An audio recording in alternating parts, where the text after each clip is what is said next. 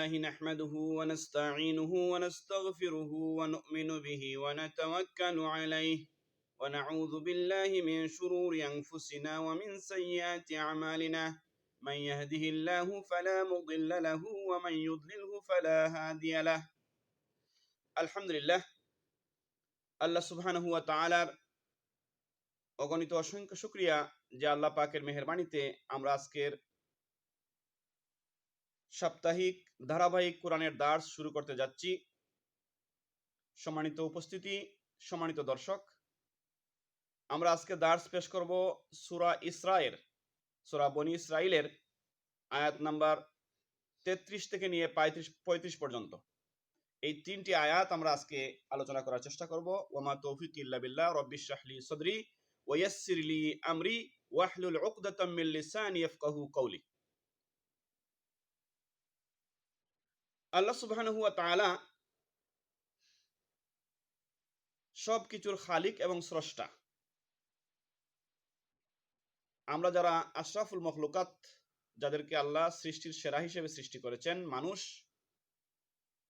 সেই মানুষ আল্লাহ পাকের শ্রেষ্ঠ সৃষ্টি।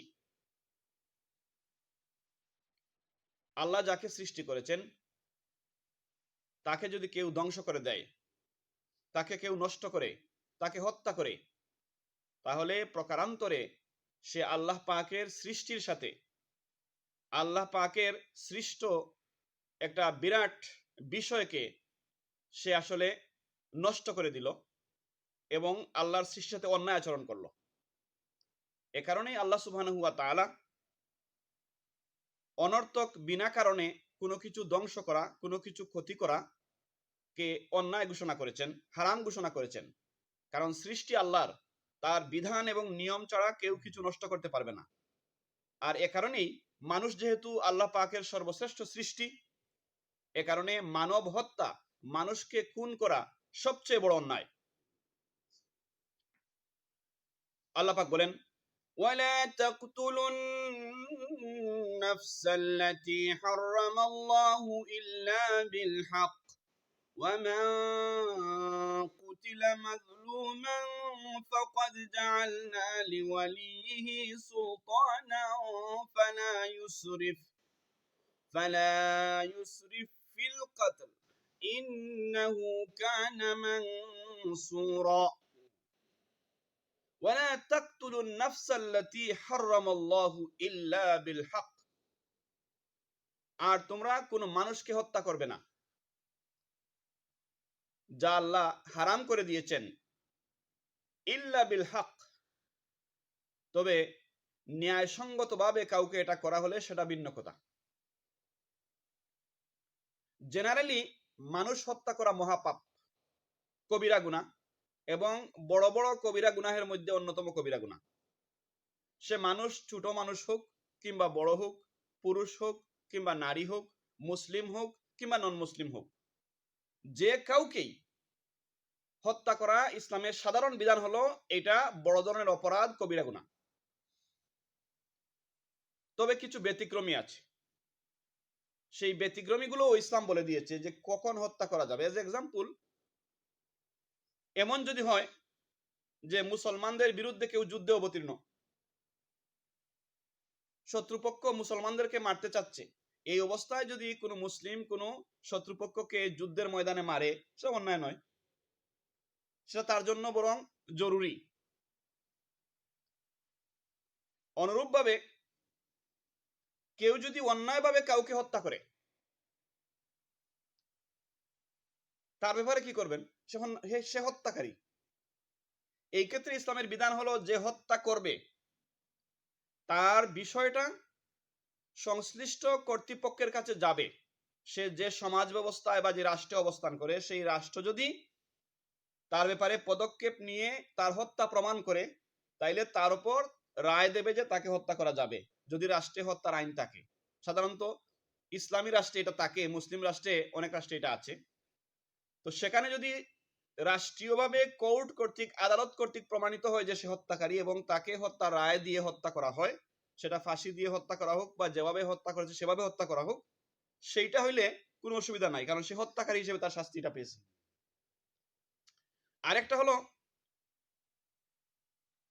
জিনা বেবিচারের শাস্তি হিসেবে কোরআন যদি বিবাহিত জিনাকারী হয় তাকে পাথর মেরে হত্যার নির্দেশ দিয়েছে। সেটাও কোনো ব্যক্তি বা সমাজ নিজের পক্ষ থেকে প্রতিষ্ঠিত করতে পারবে না। সেটার জন্য একটা রাষ্ট্রশক্তি বা একটা নিয়মতান্ত্রিক সরকার ব্যবস্থা প্রতিষ্ঠিত না হলে সেই বিধান কার্যকর করতে পারবেন না।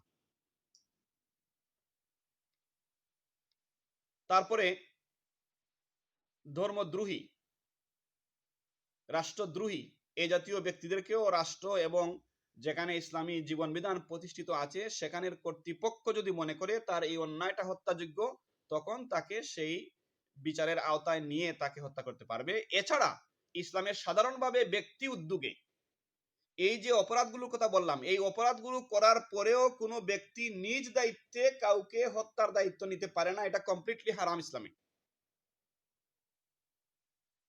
ইভেন যদি কেউ মনে করে তার কোনো আত্মীয়কে কেউ হত্যা করেছে,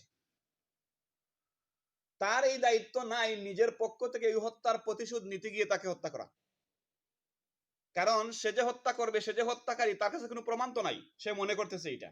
যতক্ষণ পর্যন্ত প্রমাণকারী কোনো কর্তৃপক্ষ এটা প্রমাণ করে তার ব্যাপারে রায় দিয়ে আইনানুগ ব্যবস্থা না নিবে, নিজের পক্ষ থেকে নিজের ধারণার বশবর্তী হয়ে বা নিজের কাছে প্রমাণ আছে মনে করে এই দায়িত্ব নিয়ে আরেকটা হত্যা করা, এটা কমপ্লিটলি অন্যায় এবং হারাম। সমান হত্যার অপরাধ এটা। দুঃখজনক হলেও সত্য, আমাদের দেশে এটা দেখা যায় সাধারণত। অনেক অসহায় নিরীহ মানুষ পল্লী গ্রামে বাস করে, তার বিরুদ্ধে জিনা বেবিচারের অপবাদ উঠেছে। লোকেরা ধরে নিয়েছে কিংবা হয়তো বাস্তবে সে অপরাধও করেছে, কোনো ধরনের কর্তৃপক্ষের কাছে না গিয়ে নিজেরা আইন প্রয়োগ করে নির্মমভাবে হত্যা করে। এটা কমপ্লিটলি ইসলামে নিষিদ্ধ। যে বা যারা এই হত্যার দায়িত্ব নিচ্ছে, যারা এই কাজ করতেছে, তারা কমপ্লিটলি কবিরা গুনাহ করতেছে। এই কারণে তার দায়িত্ব নয় এই ধরনের শাস্তি প্রয়োগ করার। যদি এটা হয়, এটা শুধু জিনা ব্যভিচারের ক্ষেত্রে কেন, একজন ডাকাতি করলেও আপনি ডাকাতকে ধরে হত্যা করতে পারেন না। আপনি কর্তৃপক্ষের কাছে কি করতে হবে, দিতে হবে। চুর ধরে চুরের হাত আপনি কাটতে পারেন না। যতক্ষণ না আদালত কর্তৃক প্রমাণিত হবে সে চুর বা ডাকাত, আর তারা রায় না দিবে, ততক্ষণ পর্যন্ত আপনার দায়িত্বে কাউকে এটা করা ইসলামে নিষিদ্ধ। এই দৃষ্টিকোণ থেকে জিনা বেবিচার প্রমাণিত হয়েছে মনে করে গ্রামের লোকেরা মাঝে মধ্যে যে অমানসিক নির্যাতন চালিয়ে লোকদেরকে হত্যা করে, এটা কমপ্লিটলি হত্যা। এগুলো কোনো জিনা বেবিচারের বিচার নয়, কারণ সে বিচারকারী কোনো কর্তৃপক্ষ নয়। এ জাতীয় বিষয়টা কেন হয়? এগুলো হয় মূলত সমাজে এক শ্রেণীর প্রভাবশালী লোকেরা আছে, যারা গ্রামে গঞ্জে বিভিন্ন প্রভাব বিস্তার করে আছে। এখানে গরিব শ্রেণীর লোকেরা অন্যায় করলে তারা তাদের প্রতি শাস্তি আরোপ করে, তাকে মেরে ফেলে। কিন্তু সেম অপরাধ, সেই ধরনের অপরাধ যদি কোনো ধনী বা প্রভাবশালী লোকেরা করে, সেখানে তাকে তো গ্রামীণ আদালতে বা গ্রামীণ সালিশে বিচারের আওতায় নিয়ে আসতেই পারে না, বরং তার বিরুদ্ধে কেউ কথা বললে উল্টা তাকে কি করা হয়, পানিশমেন্ট দেওয়া হয়। এর থেকে এটা প্রমাণিত যে এগুলো আসলে বিচার নয়, এবং অনেকে এটাকে কুরআনী আইন প্রয়োগ করেছি বলে উল্লাস করে যে আমরা একটা ভালো কাজ করেছি। নো, তোমরা এটা ভালো কাজ করো নাই, তোমরা মারাত্মক অন্যায় করেছো, জুলুম করেছো। কুরআনী আইনগুলো প্রয়োগ করার জন্য কুরআনী কর্তৃপক্ষ থাকতে হবে।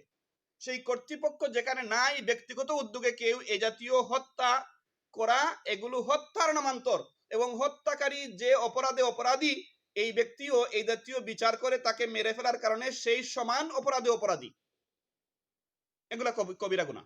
যে বা যারা এগুলো নিজ উদ্যোগে করে, তারা আসলে প্রকারান্তরে কোরআনের আইন বাস্তবায়ন করে না, বরঞ্চ কোরআন যেখানে নিষেধাজ্ঞা দিয়েছে যে কোনো বিষয়ে প্রমাণিত না হওয়া পর্যন্ত, কর্তৃপক্ষ কর্তৃক এটা রায় ঘোষণা না হওয়া পর্যন্ত হত্যা করা যাবে না, কোরআনের সেই আইনকে তারা লঙ্ঘন করতেছে।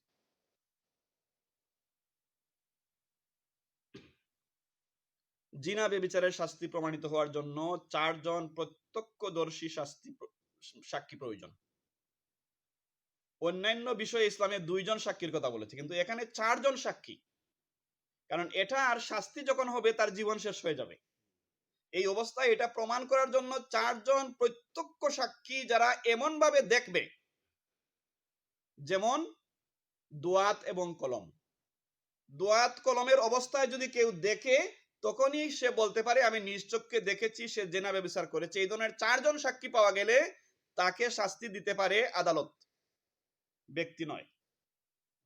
এ কারণে ইসলামের ইতিহাসে এই জাতীয় বিষয়ের যে বিচারগুলো সংগঠিত হয়েছে জিনা ব্যভিচারের, সেগুলোতে একটাও এমন নেই ইতিহাসে যেখানে 4 জন প্রত্যক্ষ সাক্ষী দেখেছে এবং দেখার পরে প্রমাণিত হয়ে শাস্তি দেওয়া হয়েছে।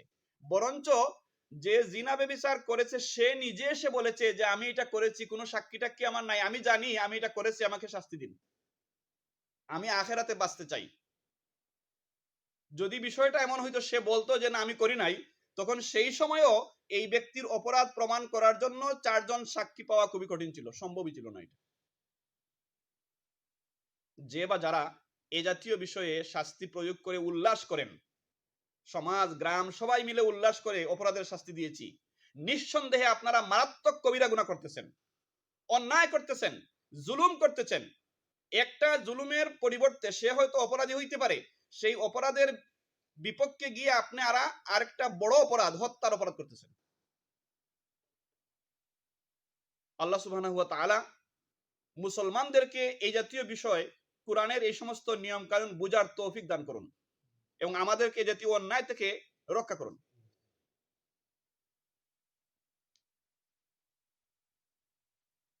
একটা হাদিসের মধ্যে এসেছে লাজাওয়ালুদ দুনিয়া ইনদাল্লাহি আহওয়ানু মিন কাতলে মুসলিম। একজন মুসলমানকে বিনা কারণে হত্যা করা এই দুনিয়া শেষ হয়ে যাওয়া, দুনিয়া কিয়ামত হয়ে যাওয়ার চাইতেও মারাত্মক।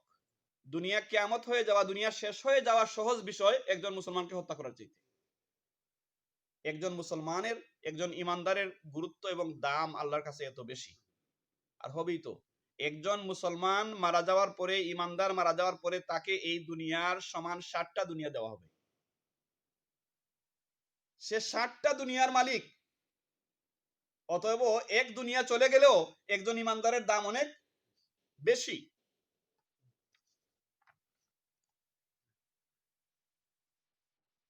আল্লাহ সুবহানাহু ওয়া তাআলা পরিষ্কার বলতেছেন, ওয়ালা তাকতুলুন নাফসাল্লাতী হারামাল্লাহু ইল্লা বিল হক।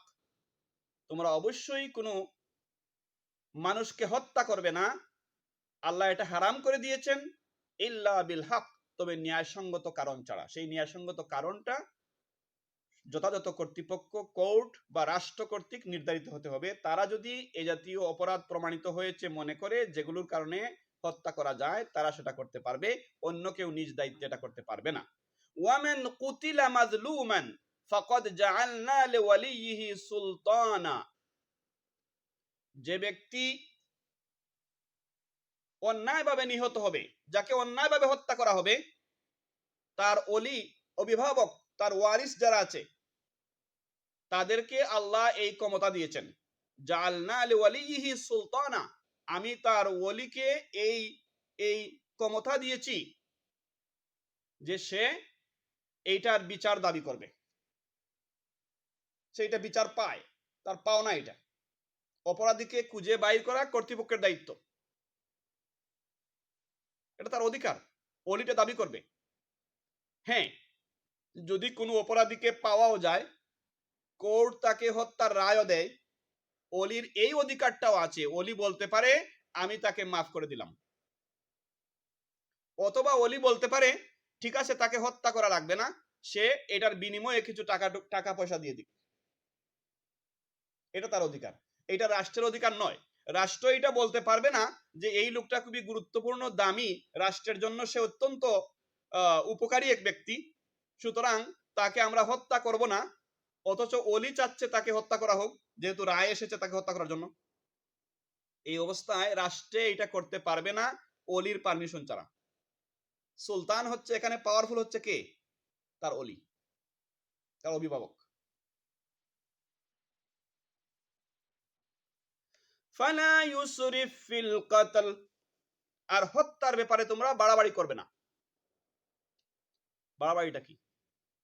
মনে করেন এই বাড়াবাড়িটা আগে বলেছি আমি, একজন হত্যা করেছে, আপনি নিজ দায়িত্বে আরেকজনকে হত্যা করলেন, অথবা দুইজনকে হত্যা করলেন, তিনজনকে হত্যা করলেন, আমার বংশের একজনকে করেছে, আমি তিনজন করব। একটা হত্যা করলে 60টা করব। এই যে এই ঘোষণাগুলাই হারাম ইসলামে।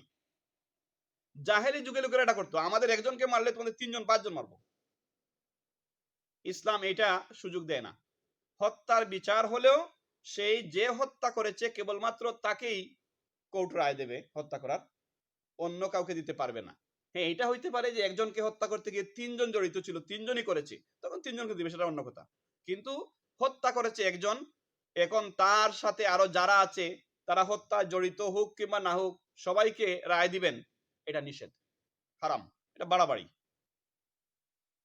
কিংবা একজন হত্যাকারী এখন তার আত্মীয় অন্য কাউকে পেয়ে আরেকজন হত্যা করে ফেললো, এটাও হারাম, কারণ সে তো হত্যা করে নাই। কখনো আছে যে একটা গ্রামের লোকেরা হত্যা করেছে, ওই গ্রামের যাকে পায় তাকে হত্যা করে, কত বড় অন্যায় এটা, সে তো হত্যা করে নাই। তো এগুলো মারাত্মক অন্যায়, বলছে ফালা ইউসরিফ ফিল কতল, তোমরা হত্যার ব্যাপারে বাড়াবাড়ি করবে না। এগুলো জাহেলি যুগের লোকেরা করতো, এজন্য বলা হচ্ছে যে তোমরা যারা মুসলিম, যারা ইমানদার, তোমরা এই জাতীয় বাড়াবাড়ি করবে না। অথবা কাউকে হত্যা করার পরে অনেক সময় যেভাবে একজনকে হত্যা করা হয়েছে তাকে দেওয়া হলো রায়, এখন ওকে তোমরা হত্যা করতে পারো। নিয়ম হলো ওকে যেভাবে করেছে এমনি ভাবে তাকে হত্যা করা যাবে, তার চাইতে বেশি কষ্ট দিয়ে করা যাবে না। অথবা হত্যা করার পরে তার নাক চোখ কান কেটে আনন্দ উল্লাস করা, মিষ্টি বিতরণ করা, এগুলো কমপ্লিটলি হারাম ইসলামে।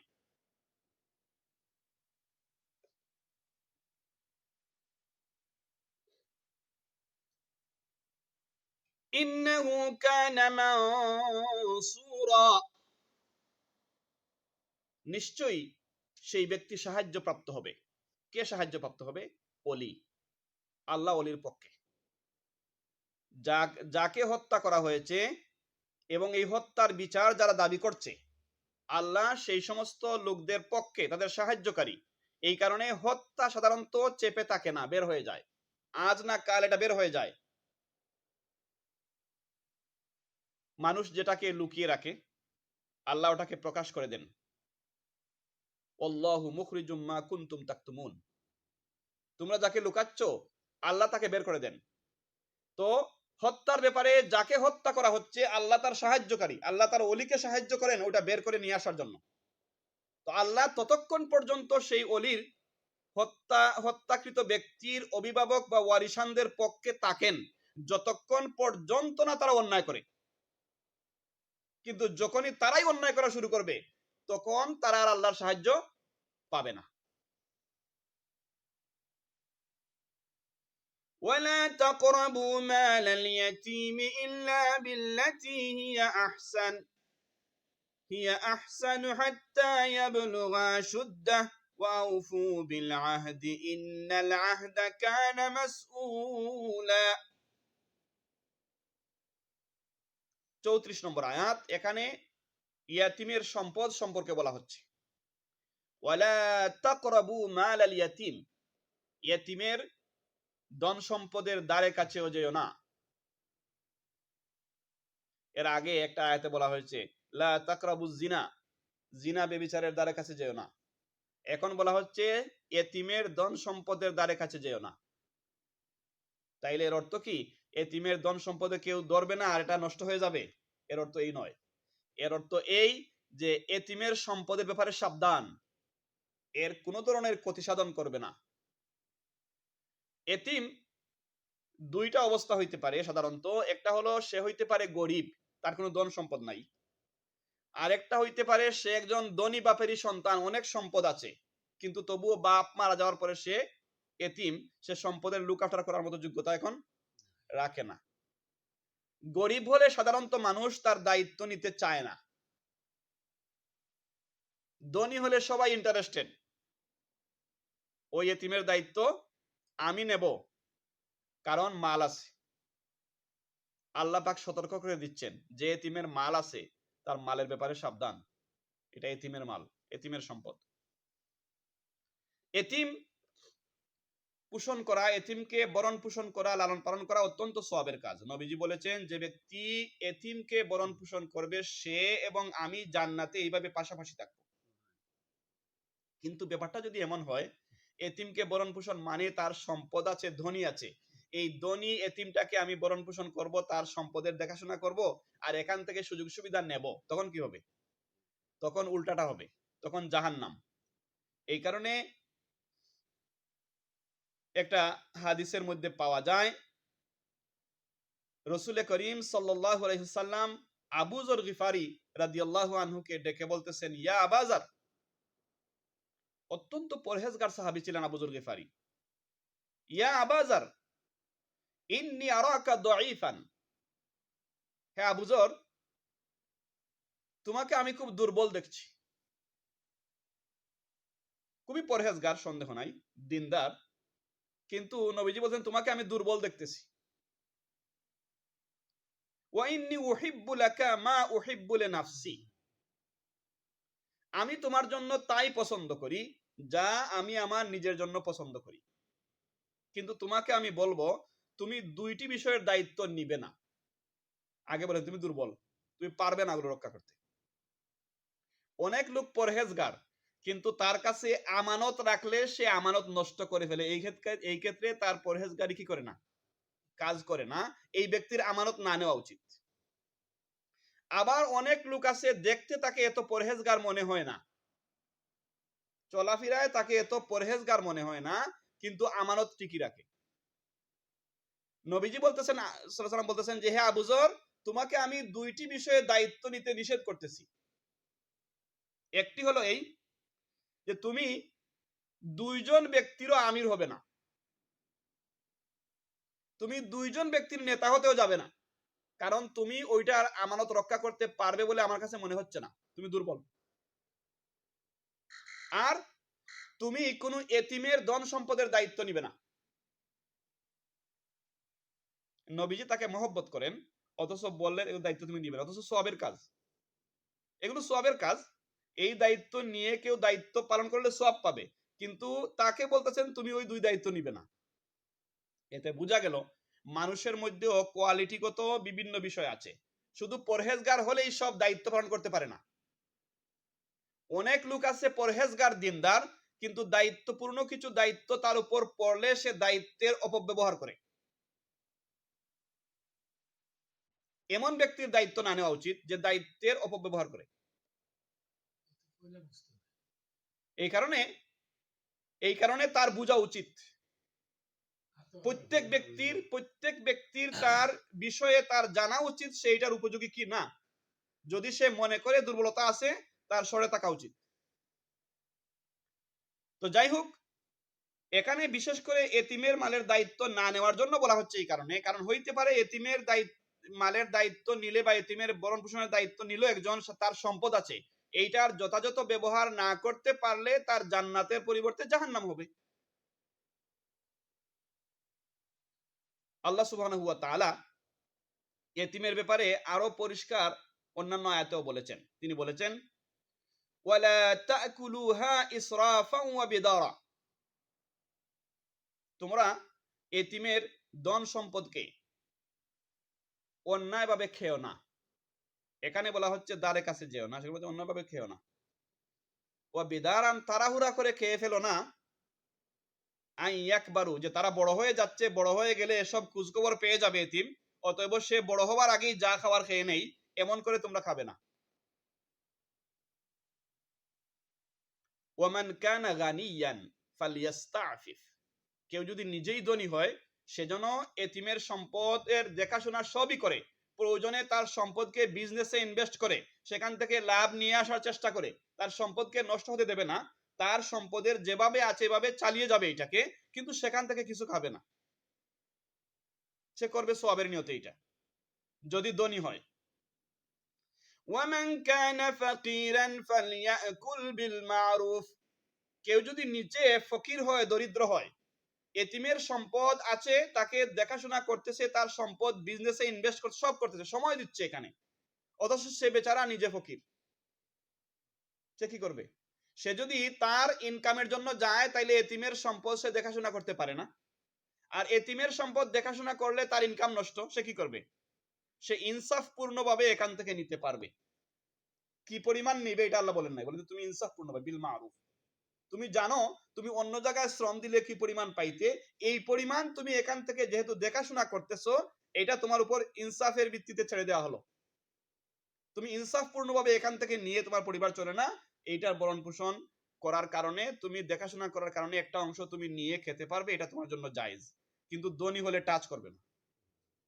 অথচ ধনীরাই বেশি সমস্যা। ধনীরাই এ জগতে হ্যাঁ সেই বেশি বেশি চায়, আছে যার ভুড়ি বুড়ি, রাজার হস্ত করে সমস্ত কাঙ্গালের ধন চুরি। ধনীরাই বেশি অপরাধ করে, ধনীরাই বেশি অন্যের সম্পদ লুণ্ঠন করে, গরিবরা এটা খুব কমই করে। তো যাই হোক, আল্লাহ সুবহানাহু ওয়া তাআলা এখানে একটা নিয়ম বলে দিয়েছেন যে যদি প্রয়োজনে কিছু নিতে হয় তাও যেন ইনসাফ ভিত্তিক নেওয়া হয়। অথবা এমনও হইতে পারে যে এতিম একজনের ভাতের খাচ্ছে, সে তো খাওয়া দাওয়া করতেছে, অতএব তার খাওয়া দাওয়া বাবদ, তার পোশাক আশাক চলাফেরা বাবদ যে পরিমাণ খরচ যাচ্ছে, এই পরিমাণ নেওয়াটা কি আছে, জায়েজ আছে। তার খরচ হচ্ছে এটা, এটা জায়েজ আছে। তো আল্লাহ সুবহানাহু বলতেছেন ওয়ালা তাকরাবু মালাল ইয়াতীমি ইল্লা বিল্লাতী হিয়া আহসান, তোমরা এতিমের ধন সম্পদের দ্বারে কাছেও যেও না, ইল্লা বিল্লাতী হিয়া আহসান, তবে উত্তম পন্থায় কিছু নিলে, কিছু খরচ করলে সেটা ব্যতিক্রম। মানে যেটা ইনসাফপূর্ণভাবে তুমি যদি সেখানে কিছু খরচ আদির দরকার পড়ে, প্রয়োজন পড়ে, সেটা করলে, সেটা ইনসাফ ভিত্তিক করলে এটা ওকে আছে। হাত্তা ইয়াবলুগা আশুদ্দা, যতক্ষণ না তারা একটা নির্দিষ্ট বয়স সীমায় উপনীত হয় এবং নিজেরা নিজেদের ধন সম্পদের দেখাশোনা করার মতো উপযোগী বয়সে পৌঁছে, ততক্ষণ পর্যন্ত এটা করো। যখন তারা উপযুক্ত হয়ে যাবে তখন তাদের কাছে কি করে দাও, হস্তান্তর করে দাও। সেটা বলা হচ্ছে অন্য আয়াতে, ফাইন আনাস্তুম মিনহুম রুশদা ফাদফাউ ইলাইহিম আমওয়ালাহুম, যখন তোমরা বুঝবে যে তারা একটা নির্দিষ্ট বয়স সীমায় উপনীত হয়ে এগুলোর লুক আফটার দেখাশোনা করার মতো যোগ্যতা তাদের হয়ে গেছে, ফাদফাউ ইলাইহিম আমওয়ালাহুম, তাদের সম্পদগুলো তাদের কাছে সমজিয়ে দাও। এই হচ্ছে এতিমদের ব্যাপারে আল্লাহ পাকের পরিষ্কার নির্দেশনা। এই কারণে এতিমদের বরণ পোষণ, দেখাশোনা, লালন করা যেভাবে সওয়াবের কাজ, এই ক্ষেত্রে কেউ অন্যায় করলে, বাড়াবাড়ি করলে, তাদের সম্পদ বিনষ্ট করলে, সম্পদকে আত্মসাৎ করার মানসিকতায় কিছু করলে জান্নাতের পরিবর্তে জাহান্নামে যাওয়ার সম্ভাবনাই বেশি। যারা এতিমের সম্পদ খায়, আল্লাহ বলতেছেন যে তাদের পেটে যেন তারা জাহান্নামের আগুন ঢুকালো। ইয়াকুলুনা ফি বুতুনিহিম নারা, তারা আগুন ঢুকালো পেটের মধ্যে।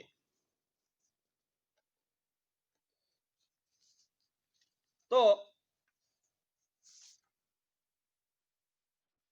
আমরা এই বিষয়ে কোরআনের যে নির্দেশনা আমরা পেলাম, আমাদেরকে এতিমের ব্যাপারে সাবধান থাকতে হবে, খুবই সতর্ক থাকতে হবে।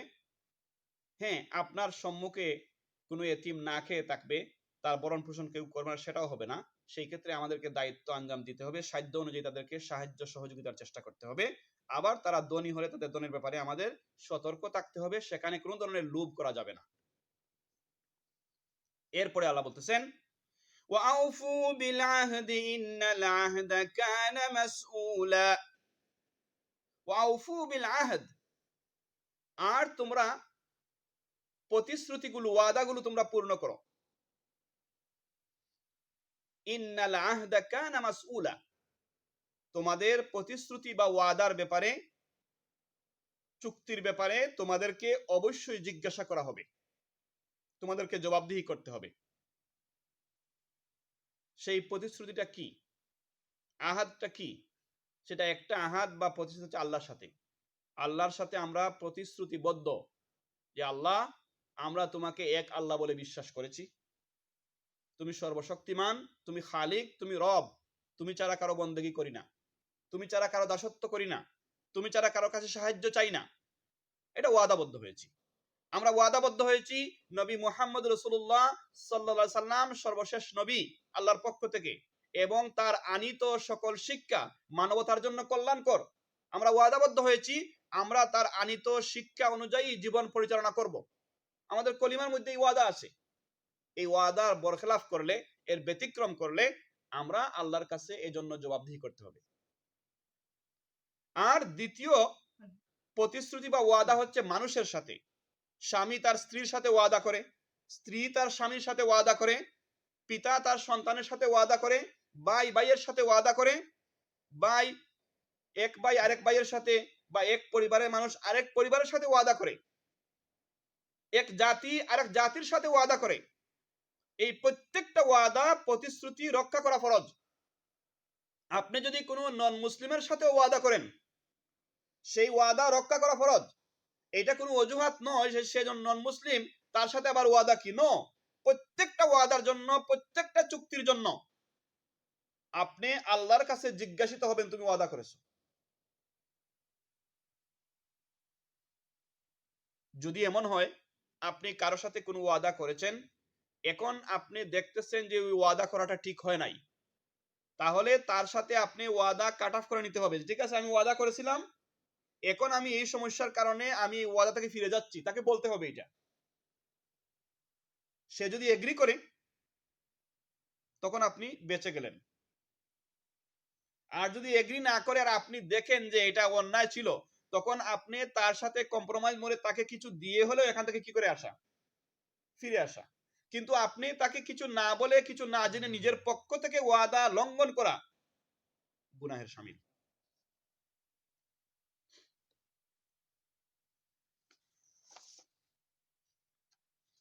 তো আল্লাহ সুবহানাহু ওয়া তাআলা এখানে আমাদেরকে কমান্ড করতেছেন যে তোমরা তোমাদের ওয়াদাগুলো পূরণ করো। সেই ওয়াদা তোমার আল্লাহর সাথে হোক, বা অন্য কোনো মানুষের সাথে হোক, কোনো পরিবার পরিজনের সাথে হোক, কোনো আত্মীয়ের সাথে হোক, অন্য কোনো দেশ বা জাতির সাথে হোক, যার সাথেই তোমার ওয়াদা, সেই ওয়াদা তুমি পূর্ণ করো। وأوفوا الكيل إذا كلتم وزنوا بالقسطاس المستقيم ذلك خير وأحسن تأويلا وأوفوا الكيل إذا كلتم। আর যখন তোমরা কিছু মেপে দেও তখন মাপে ঠিক মতো দিও। ওয়াজিনু বিল কিস্তাস, যখন কিছু ওজন করে দেও সে ওজনে ঠিক মতো ওজন দিবে। যালিকা খায়র, এটাই উত্তম পন্থা। ওয়া আহসানু তাউইলা, আর পরিণামের দিক থেকে এটাই উত্তম। পরিমাপ, বেচা কেনা লেনদেনে দুই ধরনের পরিমাপ ব্যবহার করা হয়। একটা হলো মানুষ কিছু দিয়ে মাপে, যেমন আমাদের সিলেটে এটাকে ফালি বা পুরা, এক পুরা ধান, এক পুরা চাল, এক পালি ধান, এক কাঠা, এগুলো একটা পরিমাপ। আর আরেকটা হলো ওজন, সেটা কিলোগ্রাম, মন ওজন দেওয়া। এখানে দুইটাই বলা হচ্ছে, তোমরা পরিমাপ করে কিছু দিলে এটাও পূর্ণমতে দিবে, ওজন করে দিলে সেটাও পূর্ণমতে দিবে। ওজনে কম দেওয়া, নিজে নিতে বেশি নেওয়া, অন্যকে কম দেওয়া কমপ্লিটলি হারাম। সাধারণত দেখা যায় ব্যবসায়ীদের মধ্যে এক ধরনের বৈপরীত মানসিকতা। আনতে সময় পরিমাপে বেশি আনতে চায় আর বিক্রির সময় কম দিতে চায়। এমন অনেক ব্যবসায়ীকে আমি নিজেও দেখেছি। আমি ছোটবেলা গ্রামগঞ্জের বাজারে দেখেছি চালের ব্যবসা করে, যে দামে চাল কিনেছে সেই দামে বিক্রি করে। তার লাভটা কি? লাভটা হলো সেইটাকে কৌশল মনে করে। সে 1 মণ চাল কিনেছে, কেনার সময় যেভাবে মেপে এনেছে, বিক্রি করার সময় অন্য পন্থায় মেপে দিচ্ছে। এখানে তার প্রায় 3-4 কেজি চাল বেড়ে যাচ্ছে। আনার সময় হয়তো বেশি আনতে গিয়ে 1 মণের জায়গাতে 2 কেজি বাড়তি নিয়ে আসছে, আর দেওয়ার সময় কম দিচ্ছে, সেখানে আরো 2 কেজি সেভ হয়ে যাচ্ছে। এইভাবে তার 4 কেজি চাল বেঁচে গেলে সমান দামে কিনে সমান দামে বিক্রি করলেও তার লাভ ঠিকই আছে, সে খুশি। অথচ কমপ্লিটলি হারাম, পুরা ইনকামটাই হারাম। চুরি আর ডাকাতির মধ্যে আর এটার মধ্যে কোনো পার্থক্য নাই। আপনি নিজে আনার সময় এক ধরনের মাপবেন, আর দেওয়ার সময় এক ধরনের হইতেই পারে না। আপনি যেভাবে আনবেন এইভাবে দেবেন। যদি মনে করেন যে এই ব্যবসায় আপনার লাভ হয় না, আপনি এই ব্যবসা করবেন না। এগুলো কমপ্লিটলি প্রতারণা। এবং ইসলামে এই ধরনের কাজকে কোনো অবস্থায় জায়েজ মনে করে না, এটা হারাম। এই জন্য ইবনে আব্বাস রাদিয়াল্লাহু তাআলা আনহু বলতেন, হে লোকেরা সাবধান, সাবধান, দুই ধরনের কাজ যেগুলোর দায়িত্ব নিয়ে অতীতের লোকেরা ধ্বংস হয়েছে। তার একটা হচ্ছে পরিমাপ, আর একটা হচ্ছে ওজন। পরিমাপ এবং ওজনে লোকদেরকে প্রতারণা করার কারণে অতীতের কিছু জাতিকে আল্লাহ ধ্বংস করে দিয়েছেন। ইবনে আব্বাস ওয়ার্নিং দিতেন লোকদেরকে, সাবধান, এই দুই দায়িত্বের ব্যাপারে কখনো কমতি বাড়তি করবে না।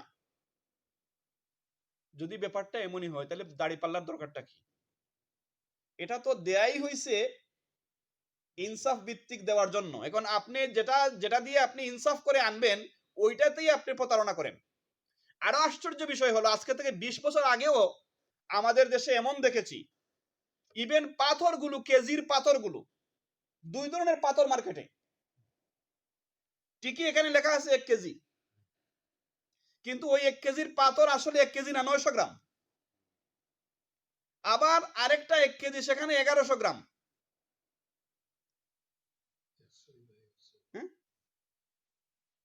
1000 গ্রাম, 1100 গ্রাম হয়ে যাচ্ছে, আর এখানে 1000 গ্রাম 900 গ্রাম হয়ে যাচ্ছে। তো সে কেনার সময় 1100 গ্রাম যেটা, ওইটা দিয়ে কিনে আনে, আর বেচার সময় 900 গ্রাম দিয়ে বিক্রি করে। সমান দামে কিনে বেচলেও প্রতি কেজিতে 200 গ্রাম লাভ। নাউজুবিল্লাহ মিন জালিক। এই হচ্ছে অবস্থা।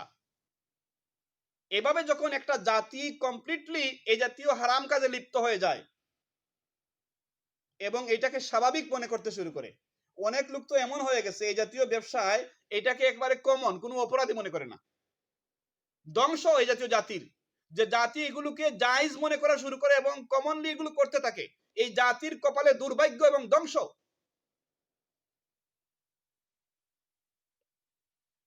এগুলো মারাত্মক অন্যায়। লোকেরা দিন বুঝে না, ইসলাম জানে না।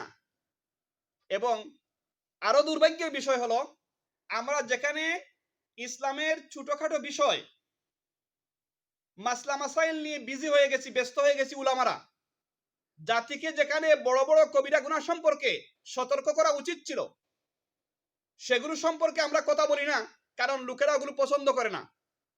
আমরা এমন জটিল বিষয় নিয়ে এখন বিতর্কে লিপ্ত হচ্ছি, সময় ক্ষেপণ করছি, দলিল দস্তাবেজ ঘেটে ঘেটে দিনের পর দিন আমরা কাটিয়ে দিচ্ছি, যেগুলো মুস্তাহাব সুন্নত পর্যায়ের বিষয়। অথচ কোরআনের অনেক বড় বড় ফরজ, যেগুলোর কারণে সমাজ ধ্বংস হয়ে যাচ্ছে, যেগুলোর কারণে আসমানি গজব আসবে, এমন বিষয় সম্পর্কে আশ্চর্যভাবে বলতে হয় যে উলামায়ে কেরাম পর্যন্ত এগুলো সম্পর্কে লোকদেরকে সতর্ক করছে না।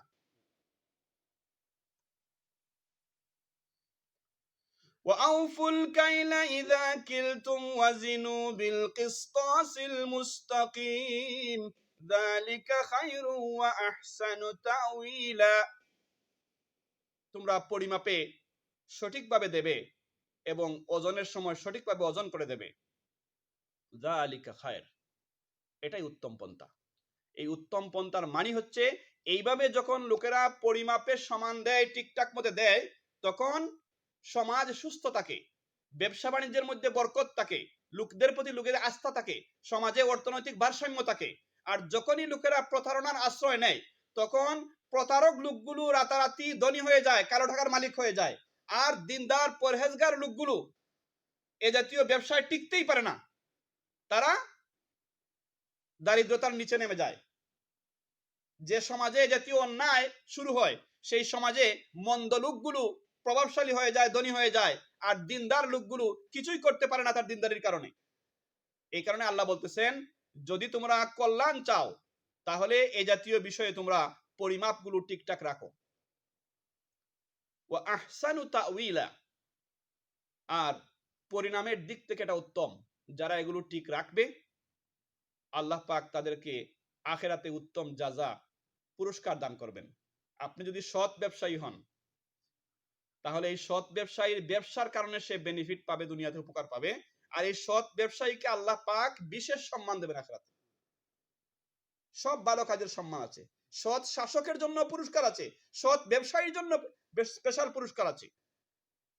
তো আল্লাহ সুবহানাহু ওয়া তাআলা প্রত্যেকটা কাজে চান মানুষ যেন তার ইমানের দাবি অনুযায়ী সততা রক্ষা করে। ইসলাম ইমান কি শিখিয়েছে আমাদেরকে? ইমান আনার পরে আমাদের প্রথম যে কাজটা হচ্ছে যে আমরা কোনো অন্যায় করব না, কোনো জুলুম করব না, কোনো বেইনসাফি করব না, কোনো মিথ্যা প্রতারণা আশ্রয় নেব না। যে ব্যক্তি তার ইমানের ভিত্তিতে ইনসাফপূর্ণ আচরণ করতে পারে, সকল ক্ষেত্রে মিথ্যা অন্যায় থেকে জুলুম থেকে বাঁচতে পারে, সেই তো আসলে ইমানের দাবি পূরণ করলো। আল্লাহ সুবহানাহু ওয়া তাআলা আমাদেরকে এখানে যে সমস্ত বিষয়ের নির্দেশ তিনি দিচ্ছেন, যে সমস্ত বড় বড় অপরাধ সম্পর্কে সতর্ক করছেন, এ জাতীয় সব ধরনের বড় বড় অপরাধ কবিরা গুনাহ থেকে বাঁচার তৌফিক দান করুন, এবং এ জাতীয় বিষয়ে আমরা যাতে আরো সতর্ক হয়ে চলতে পারি এবং আল্লাহ পাকের নির্দেশনা মোতাবেক আমরা জীবন পরিচালনা করে আল্লাহ পাকের সন্তুষ্টি লাভ করতে পারি। আল্লাহ সুবহানাহু ওয়া তাআলা আমাদেরকে সেই তৌফিক দান করুন। আমিন। ওয়া আখিরু দাওয়ানা আনিল হামদুলিল্লাহি রাব্বিল আলামিন। আসসালামু আলাইকুম ওয়া রাহমাতুল্লাহি ওয়া বারাকাতুহু।